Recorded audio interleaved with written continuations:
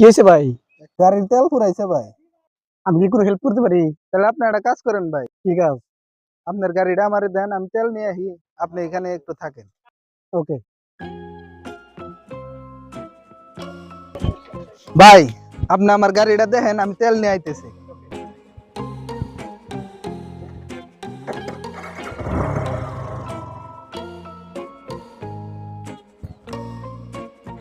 এক ঘন্টা পরে না এখন আয় নাকি?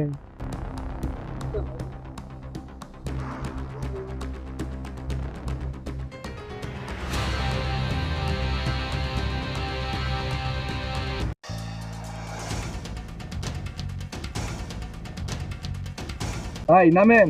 কেন? আরে গাড়িটা আমার। গাড়ির আপনার মানে? আর ভাই নামেন।